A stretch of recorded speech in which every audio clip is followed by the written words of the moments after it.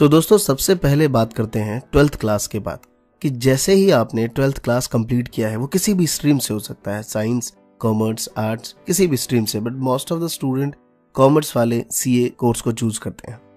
तो जैसे ही आपने 12th पास कर ली, इसमें कोई परसेंटेज की रिक्वायरमेंट नहीं है कि आपको 55% लाना है, 60% लाना है, नहीं। जस्ट आपके पास एक 12th पास या फिर इसका कोई इक्विवेलेंट सर्टिफिकेट है तो आप सीए के एंट्रेंस के लिए एलिजिबल है। और दोस्तों यहाँ पे मैं बात करूं कि कुछ 10th के बच्चों के माइंड में भी क्यूरियोसिटी रहती है कि भाई हम सीए कर सकते हैं, नहीं तो बिल्कुल कर सकते हैं। आपको पहले 12th क्लियर करना पड़ेगा, वो किसी भी स्ट्रीम से हो सकता है, आप आर्ट, साइंस, कॉमर्स चुन सकते हैं। तो जैसे ही आप 12th क्लियर कर लेते हैं, उसके बाद आप सीए का सबसे पहला स्टेज जो है वो सीपीटी, कॉमन प्रोफिशिएंसी टेस्ट देना पड़ेगा। दोस्तों सीपीटी लेवल पे आपको टोटल 200 मार्क्स का एग्जामिनेशन देना पड़ता है, जिसमें 4 सब्जेक्ट होते हैं। पहला आपका अकाउंटिंग है, दूसरा इकोनॉमिक्स है, तीसरा क्वांटिटेटिव एप्टीट्यूड और फोर्थ आपका लॉ है। अकाउंटिंग 60 मार्क्स का है, इकोनॉमिक्स 50 का, मैथमेटिक्स जो है वो 50 मार्क्स का हो गया और लॉ जो है वो आपका 40 मार्क्स का है।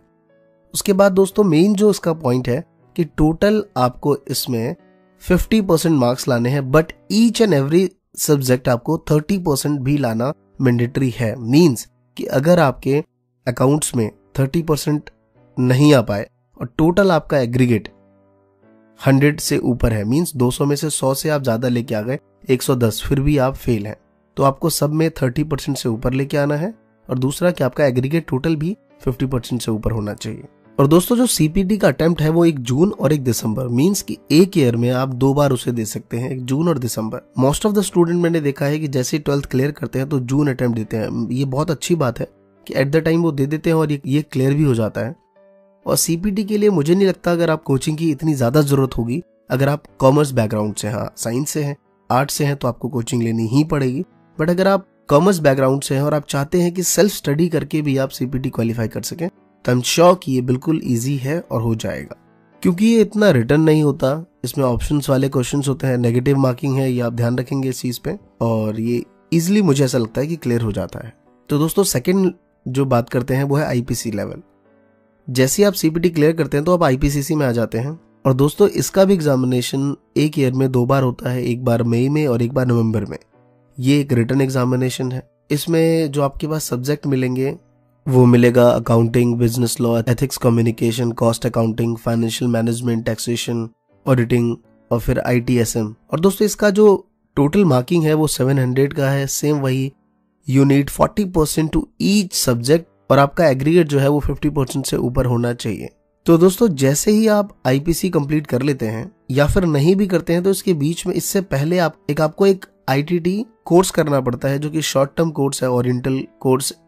लाइक इसमें आपको प्रोफेशनल डेवलपमेंट बातें बताई जाती हैं। 5-6 डेज का ये कोर्स रहता है, आईसीए वाले ही कंडक्ट करते हैं इसको। उसके बाद दोस्तों जैसे ही आप आईपीसी क्लियर कर लेते हैं, 3 इयर्स की एक आर्टिकलशिप ट्रेनिंग करनी पड़ती है। और मुझे ऐसा लगता है कि सीए का सबसे बेस्ट पार्ट ये होता है। आई एम श्योर कि ये स्टूडेंट के लिए नहीं हो सकता, बट जब आप सीए बन जाते हैं और जिस भी सीए से आप पूछें वो यही कहेंगे कि आर्टिकलशिप बहुत जरूरी है, क्योंकि यहाँ पे आपको तरासा जाता है। कितना अच्छा आप सीए बनेंगे ये आर्टिकलशिप डिपेंड करता है। जितनी ज्यादा आप मेहनत करेंगे उतने आप अच्छे सीए बनेंगे, क्योंकि जरूरी नहीं कि सारे सीए बहुत सारा पैसा कमा रहे हो। मैं एंड में बताऊंगा इसके बारे में। तो ट्रेनिंग बहुत जरूरी है। उसके बाद दोस्तों जैसे आप अपनी आर्टिकलशिप कंप्लीट कर लेते हैं तो आप आ जाते हैं 3rd लेवल पे, सीए फाइनल में। इसमें भी आपका 2 लेवल होता है। बाकी आपके टोटल जो है वो 800 मार्क्स का पेपर होता है। यहाँ भी वही है, 40% आपको लाने हैं ईच सब्जेक्ट में और 50% आपका एग्रीगेट होना चाहिए। यहाँ पे आपको भी सब्जेक्ट मिलते हैं financial reporting, strategic financial management, advance auditing, corporate law, direct tax, indirect tax. और जो भी फर्दर चेंजेस होते हैं वो आईसीए वाले अपनी साइट्स अपलोड कर देते हैं, तो उसका लिंक मैं डिस्क्रिप्शन में दे दूंगा, वहां जाके भी डिटेल चेक कर सकते हैं इसके बारे में। और दोस्तों इसके लिए आप अप्लाई जो है वो ऑफलाइन भी कर सकते हैं और ऑनलाइन भी कर सकते हैं।